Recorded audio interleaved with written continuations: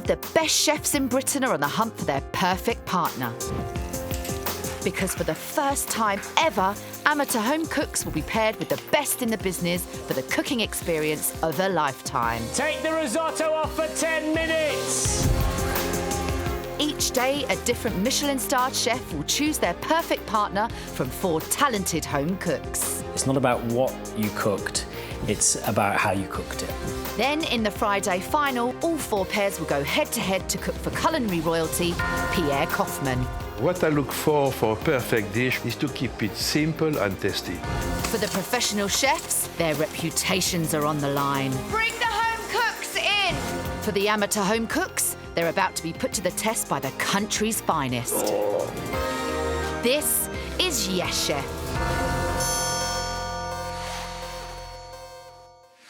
Hello and welcome to Yes Chef. Let's meet today's 4 home cooks. First, it's Jess Tummins, an air stewardess from Manchester. I'm very calm under pressure, don't let too much get to me, I just try and enjoy myself. Trying to make it look pretty. Taking part is fab, but to win would be great. Next, it's John Cunningham, an account manager for a food supplier, also from Manchester. I think my strength's the timing, actually. Just hope I'll be cooked okay. I'd say my weakness is I'm not the most creative in the kitchen. I do steal a lot of ideas off other people. Simon Heaney is a solicitor from Liverpool. I have 2 weaknesses, timing and presentation. I'm a bit messy and it can take a long time. Time is my enemy. My strength in the kitchen is adaptability and turning my hand to anything. And Regan Anderton, a strategy director for a marketing company in Kent. I'm quite good at going out for a meal and if we've enjoyed something when we're out, coming home and then replicating that. Getting hot. The worst thing that could happen today is I cut off a finger. Welcome, guys. So we have our 4 home cooks. All we need now is our chef. He was awarded his first Michelin star back in 1997 at the River Cafe. It's Theo Randall. OK, new order, 9 sea bass. Theo Randall grew up in southwest London, but it was his childhood trips to Italy that inspired his cuisine. Service, please. My style of cooking is all about the ingredients and making the most of the ingredients and let the ingredients really speak for themselves. Only the very best is good enough for Theo. His no-nonsense approach to seasonal, rustic and good quality Italian ingredients has fueled his success and ensures his dishes are unquestionably authentic. With peas, 1 bavette. Is clear. His current restaurant on London's Park Lane is celebrating its 10th year, and having won a whole host of awards, Theo is no stranger to competition and knows exactly what he wants from his home cooks. What I'm looking for in the contestants is people that really love cooking and are really happy to cook. That's it, that's the last place. Thank you very much. Welcome, Theo. We're absolutely thrilled to have you here today. Thank you for having me. So these 4 home cooks will be pulling out all the stops today in hope that you'll pick one of them as your partner in the Friday final. What will you be looking for? Well, they've got some really nice ingredients here, so I'm looking for, really good seasoning, precise cooking, just really great food. OK. So let's get on with it then. It's round 1, dish of the day. So in this round, cooks, you will be creating the one dish that you believe will set you apart from the rest. Now, you need to make it count because after this round, one of you, sadly, will be going home. Any last tips, chef? Yeah, just enjoy yourself, relax, and just cook within your means. Yes, Yeah. chef. So our cooks are off. Just trying to get all my first ingredients done, so I feel a bit more at ease. This is the cook's chance to impress Theo with their own style of cooking. And for air stewardess Jess, there's only one potential sticking point. The only thing I'm worried about is maybe my chicken not being cooked. But I've done it a few times and I'm feeling confident. Hi, Jess. Hello. How are we getting on? All right. OK, so tell us what you're making. I'm doing a citrus chicken salad with a marmalade sauce. And how is the chicken? You're just roasting it with the skin on? I've taken the skin off. I've put butter, marmalade and garlic on top. So that's going to create the sauce. And is this a dish that you perfected over the years? Yeah, it's one that I've been cooking for years. My mum used to make it for me. Oh, lovely. So it's one I'm quite confident with. Oh, good. That's It's a little bit intimidating seeing how good everybody is already, really. Hi, John. Hi. How are we getting John. on here? Hi, you okay? Yeah, good. Yeah, not bad, not bad. I've just the chicken, I'm doing chicken breast, skin on, pan-fried and then roasted up in the oven. Nice. With a fondant potato, which is also in there. And just doing some nice vegetables with some heritage carrots and green beans. I'm going to do a white wine tarragon sauce. Sounds delicious. And is this something that you cook at home? Every now and again, yeah. I just love chicken anyway. It's just crispy. Oh, you love chicken? Yeah. It's your favourite? See, I like the skin. Yeah, it is the skin. It's the skin that gets me every time. Yeah, but yeah, it's chicken's my favourite, I think. Brilliant, Okay. brilliant, great. I look forward to tasting it. Yeah. Okay, great. We'll let you carry on. Hopefully you'll enjoy. Good luck. Thanks a lot. Everyone looks pretty in control, actually. Hi, Simon. Hi, Hi Simon. there, you okay? Good. How are you? A little bit nervous, but we're getting there. Are you feeling nervous? Very, yeah. Oh, Well, you're not shaking, that's good. no, well, that's a good sign. I've got my hand keeping it steady there. Steadying Yeah, it. absolutely. Yes. So talk us through your dish. What are you making for Okay, us? I've got pork belly. I'm doing a homemade stock with chicken thighs, shallots and carrots with a reduced down Madeira sauce. And then we're going to do some tiger prawns. Wow. Yeah. And how are you for time? Are you pushed for time? Are you... I have to say, when I normally do this, I slow cook it, so it does take a few hours, and I'm not good at times anyway. Well, we'll let you carry on Thank you. and get out of your hair. Okay, thank you. See you soon. I'm going through the recipe in my mind, but I feel like there's something major missing. I don't know. Hi, Regan. Hello. Hi, Regan. Hi, Theo. How are you? I'm good, thanks. How are Got some you? lovely fresh-looking fish there. I know, it looks amazing. Lovely squid, Yeah. monkfish, Yeah, mussels. monkfish, squid, mussels. And then I've also got some new potatoes that are cooking in a saffron. This sounds like a fish stew. It is a fish stew. Oh, okay. Yeah, shellfish stew. Yeah, great. My kind of food. Oh, very good. And is this something that you make often? I love cooking fish because I think it's a bit like a takeaway food because it's really quick to cook. Oh, lovely. It's not takeaway food, it's fast food. Fast food, sorry, not takeaway. Yeah, my husband takes it away. Good luck. Thank you.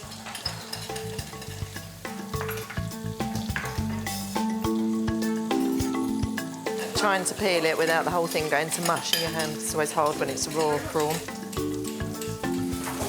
It smells nice round here. It all smells good, doesn't it? Jess, I like the idea of marmalade with chicken. It's kind of inventive, and I love marmalade. I like the kind of idea of the bitterness and the salad. I'm not quite sure how it's going to work because she's got very, very soft leaves, and if you put hot chicken on top of those soft leaves, it's just going to collapse. Yeah. John, I saw him cooking his carrots and his green beans at the same time, which I don't mind because I can't stand crunchy green beans, but the carrot's that thick and the green bean's that thick. You know, what's going to cook quicker? Yeah. The carrot will have a lot more flavour than that green bean, I can tell you that. But I like the idea of his crispy chicken. There's going to be a bit of skill in getting that skin of the chicken crispy, and his fondant potato sounds nice. And Simon, he's doing a dish that I'm concerned about, because he's doing a dish that would normally take him 2 hours and 45 minutes, and that could have problems. You can't really speed up that kind of cooking because it's, you know, it's a muscle, and if he's going to fry it, it might make it even tougher. Hopefully all the stock's getting into the pork and it's cooking. I like Regan. I like the way she is. I like her attitude. She seems very confident.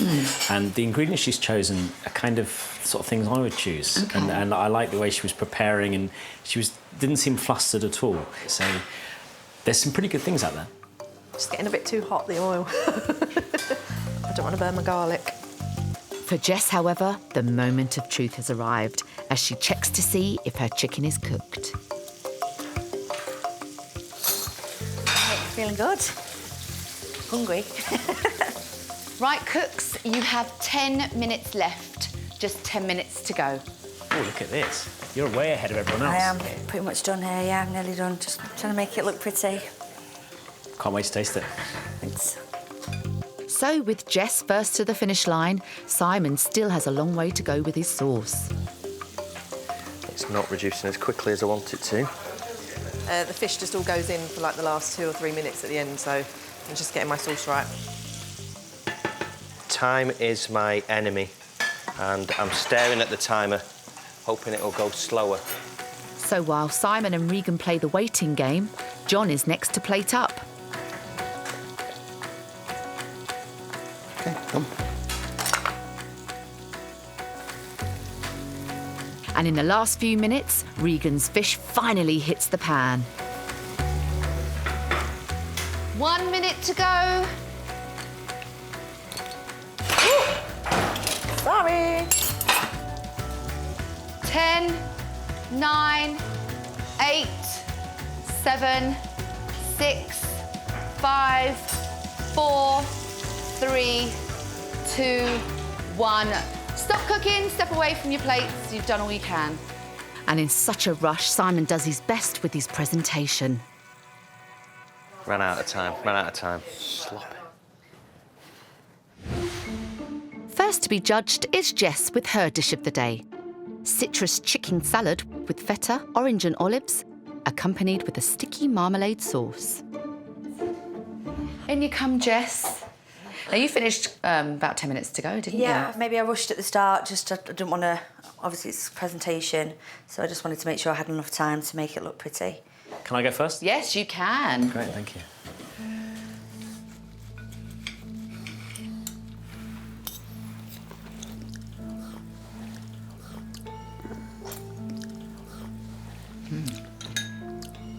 Okay. It's quite interesting, I like the marmalade. And with the chicken, that's really nice. But one flavour that I don't quite get is the feta. I think the slightly saltiness of the feta doesn't quite match. There you go, guys. How did it go? Well, it's amazing. I didn't really like the feta with it, but I do. I think it's delicious. You kind of had this strong flavour of feta cheese, of the sweet marmalade. It was like kind of one of those sort of things it's not that appetising. Next is John with his dish of the day. Pan-roasted chicken breast with pancetta, fondant potato, heritage vegetables and a tarragon cream sauce. Do you enjoy that? Yeah, it's good. Enjoyed it, yeah. Really nice. The fondant was worrying me a little bit. Obviously, just hope it's soft. Yeah. Apart from that, yeah, I think everything should go okay. So I should put the sauce on top of the chicken? Yes. Okay, I'll help that.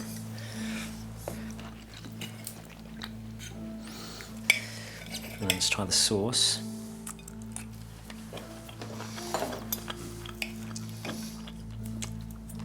The tarragon's nice. It's quite subtle. You've made the most of the ingredients, so you've made the skin crispy, which is important when you're cooking a breast of chicken, because it's the sort of one thing that's got a bit of texture to it, it's a little bit sort of bland sometimes. And all together with the sauce, and taste the pancetta, yeah, it's a good plate of food. Very nice. Thank you. The tasting went really, really well. He's good comments and said it was seasoned well, so I couldn't ask for more, really. The chicken was cooked nicely. I mean, it could have been cooked a little bit less because it was slightly dry on the edge, but it wasn't dry. But what was nice is you got the seasoning and the balance in the sauce. So you had that, you can't taste tarragon in your mouth now. So it was just sort of worked really nicely with the chicken. Time for Simon with his dish of the day of pork belly and Madeira sauce with tiger prawns and creme fraiche, Dijon mustard and lemon butter. How did you find that challenge? I was enjoying it until the last 5 minutes. Time ran away from me, so the presentation feels as though I've got a bag of cement and thrown it on the plate. Okay, I'm taste. going in. Go on, go in. Okay.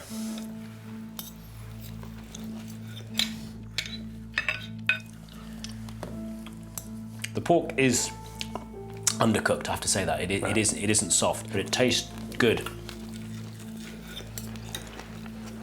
Now, surf and turf is not something that I kind of go mad about, and sometimes it works. So let's see if this works. And it does.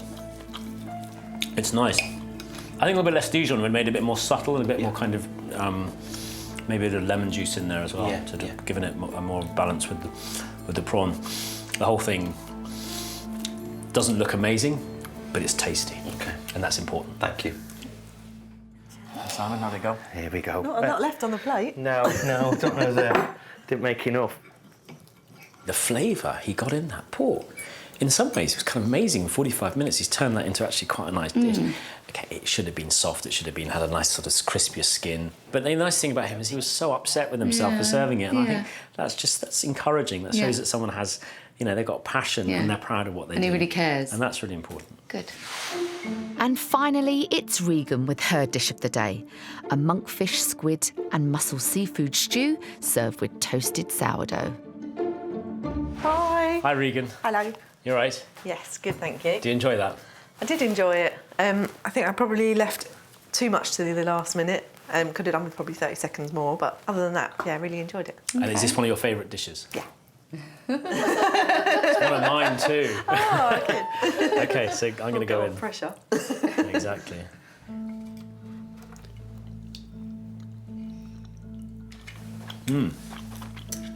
That monkfish is so tender.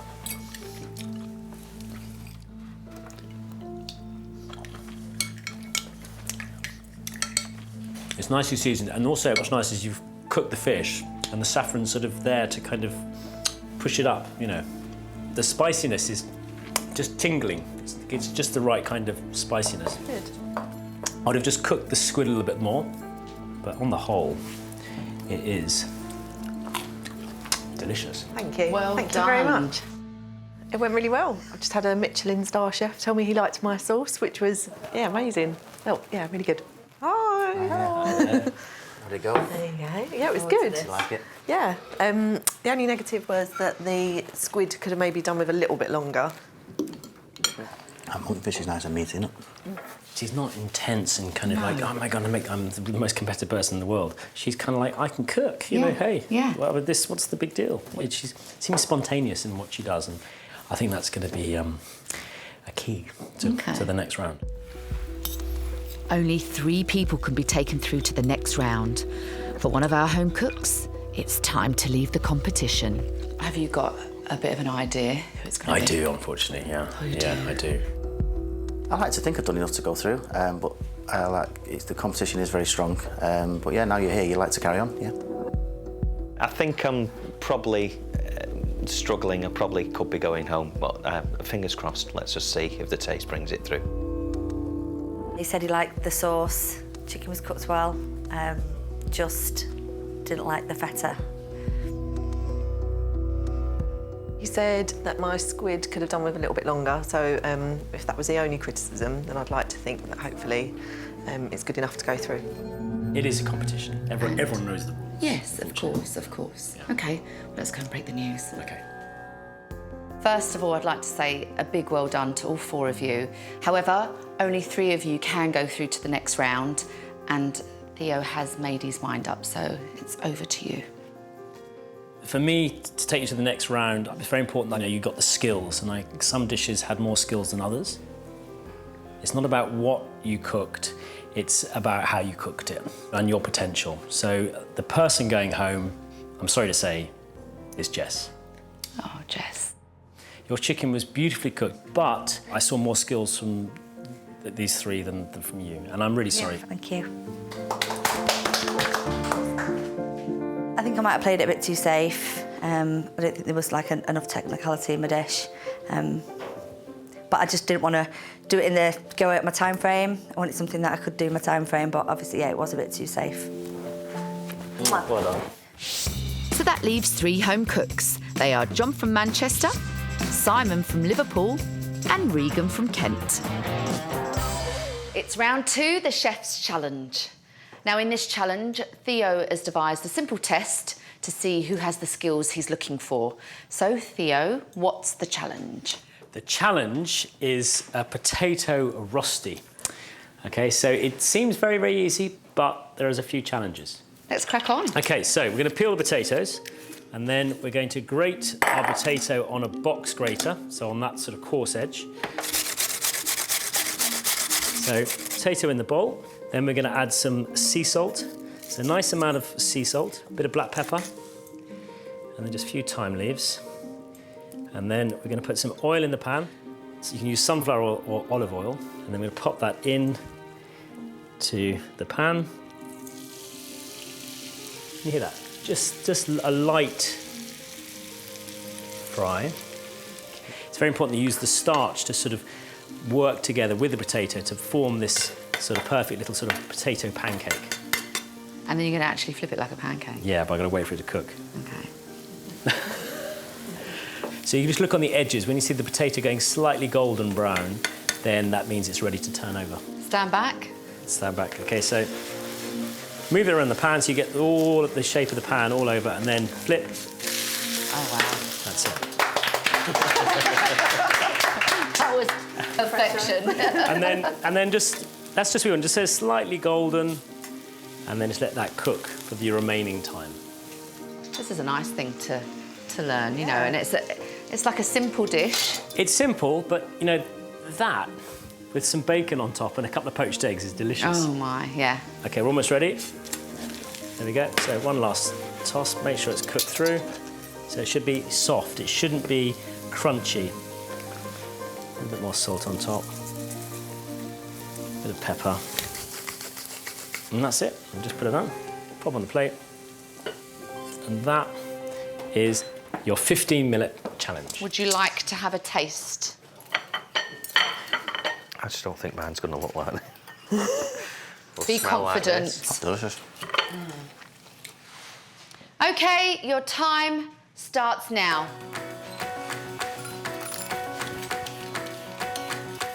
For the chef's challenge, Theo is looking for a well-seasoned, nicely coloured Rosti. To achieve this, the cooks will need to follow Theo's instructions to the letter, because if the consistency is too thin or too thick, then cooking the potato evenly will prove tricky. I've made kind of Irish potato cakes and stuff like that, but never a Rosti.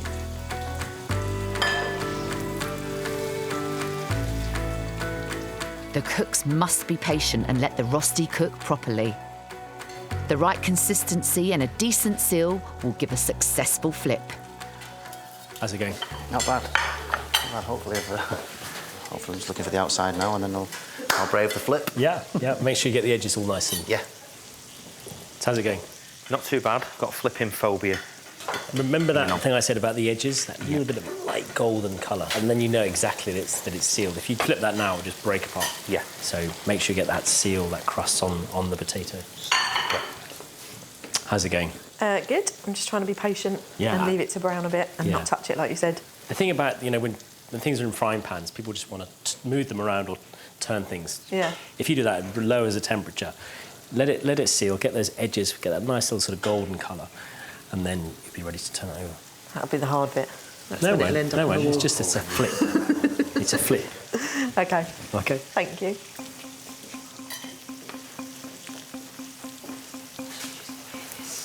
And John is first to attempt to flip. Here he goes.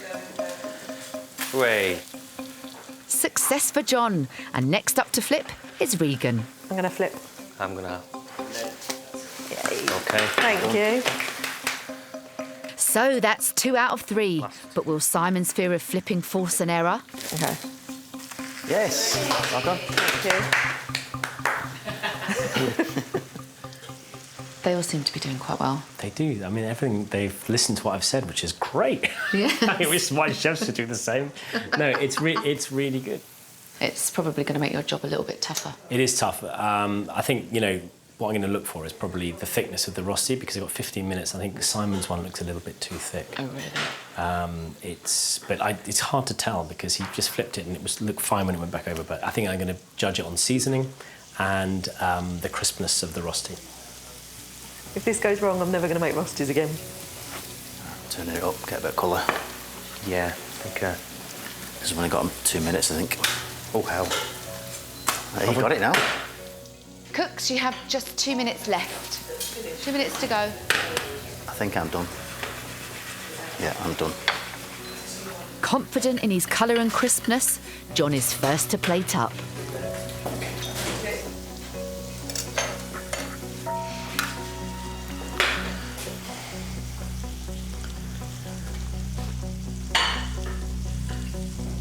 Cooks, your time is up. That's it. It's time to taste.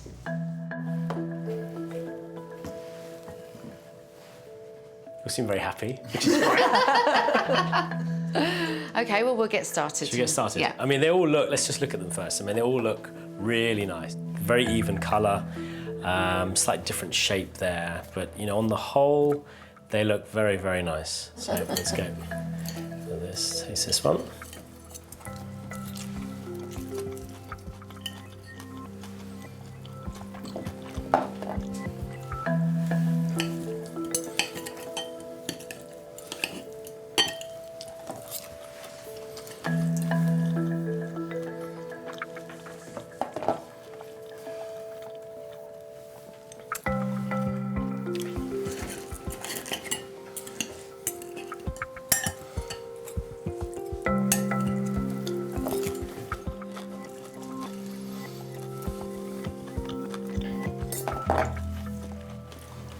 They're all delicious. But there's good and there's very good.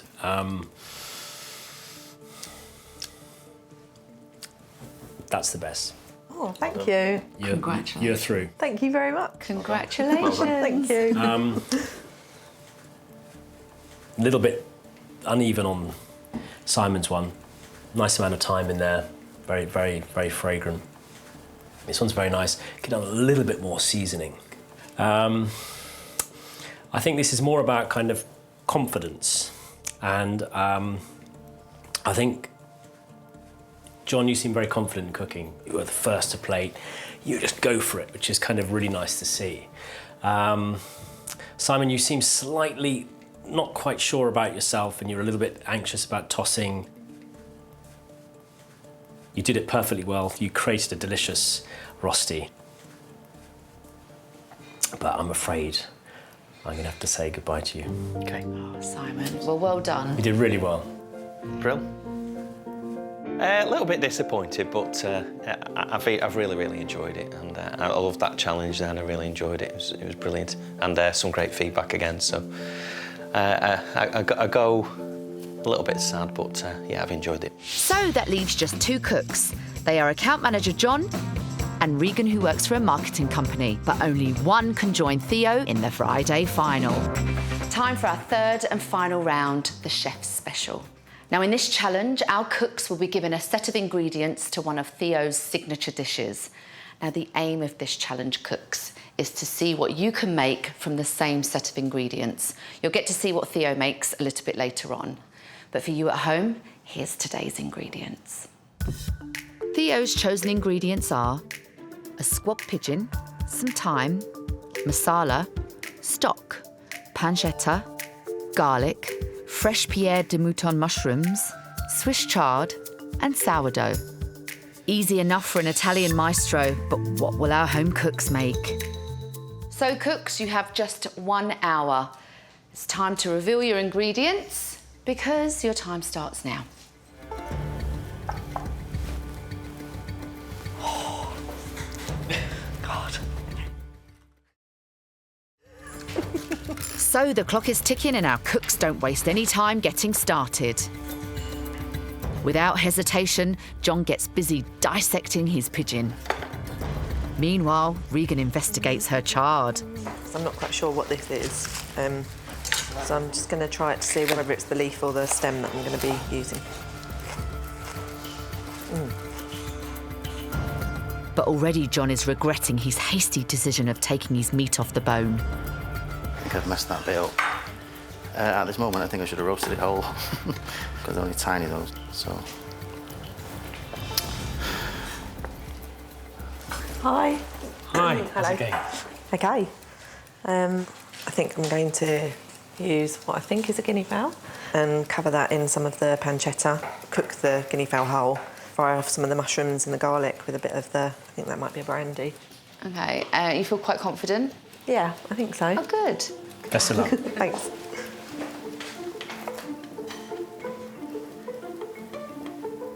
Hey, John. Hi. How's it going? Chef. All right, I think I should have just roasted that whole, but I thought I'd just try and take the breast off and do something different. And Okay. So I'm going to griddle a pan of the bread with some oil. Yeah. I'm going to try and get some sauce on the go and then get the mushrooms in there and try and make some kind of saucy thing. Nice. Okay. Nicey. I bet you can't wait, can you? So, do you think you've identified all the ingredients? What do you think this is? I think that's a guinea fowl, and I'm not quite sure what that is, to be honest. Are you going to do something with that, whatever it is? I am. Okay, so you're going to use it even though I'm you don't know going what to use it it. is. I'm going to use good. everything. Oh, good. Yeah, great. Well, good luck. Thank you very much. So both cooks are intending to serve up guinea fowl, which could prove tricky given that they're actually cooking pigeon. No, I've not cooked with these ingredients before, so yeah, this is a real challenge. And with her pigeon taken care of, Regan has an idea for her bread.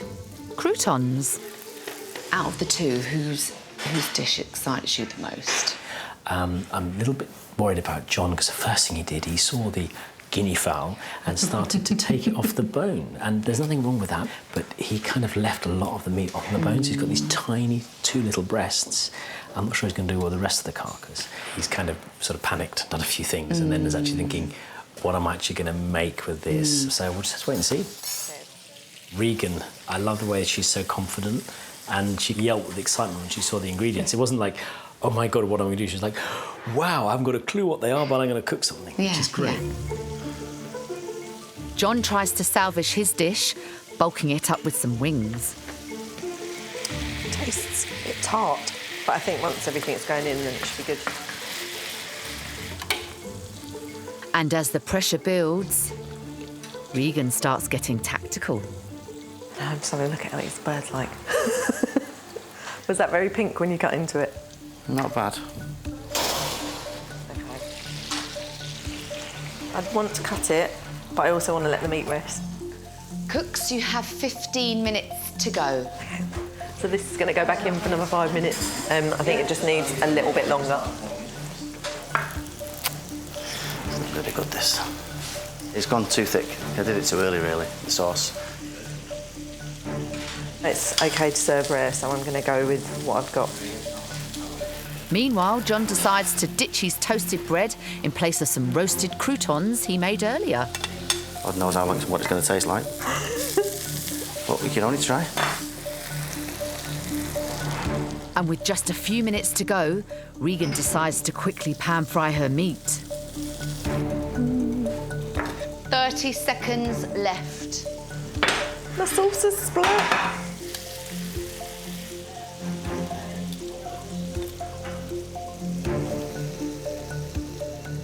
Okay, cooks, your time is up.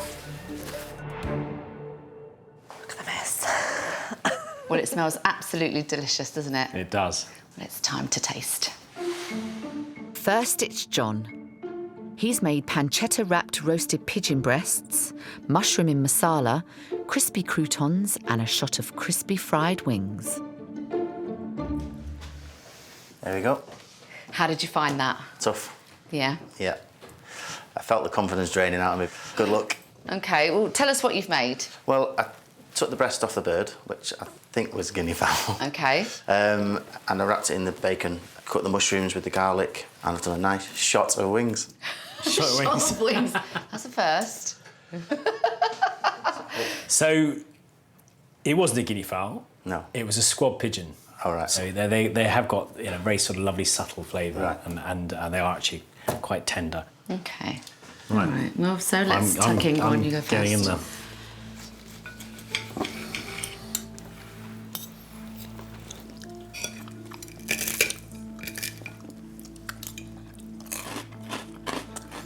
I love your croutons. They're really, really tasty. I mean, I'm telling you, the fat of the pigeon is delicious.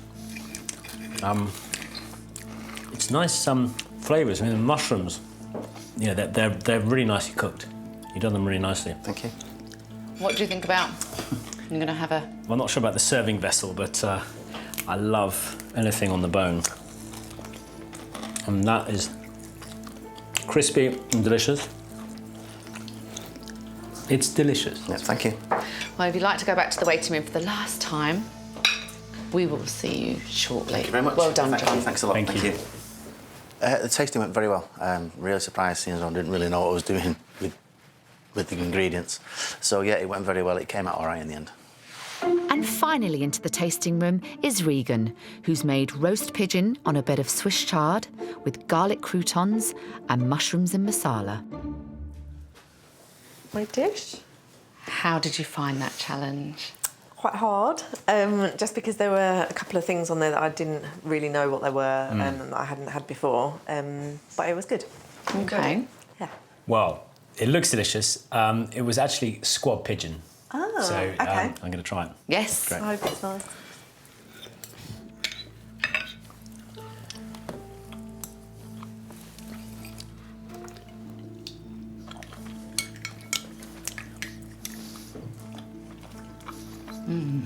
That's really nice. Nice thing is you've got the chard. The chard's really important with it because you've got this sort of quite sweet flavour from the pigeon. You need that kind of earthiness in there, and you've got that. How did you find the mushrooms? Did you? Yeah, I kind of wished I hadn't cooked them for as long as I had. I actually could have cooked them a little bit longer, actually. Okay. Really nice. I mean, you've cooked the pigeon nicely. We've cooked it on the bone, which is interesting, and the sauce is delicious, so really well done. Thank you very much. It was good. I was quite pleased with the comments that I got. A couple of little things that I probably could have improved on, but in general, we seem to like it, which is good. So with the last challenge complete, it's just left for Theo to decide which of our 2 remaining home cooks will return as his partner for the Friday final.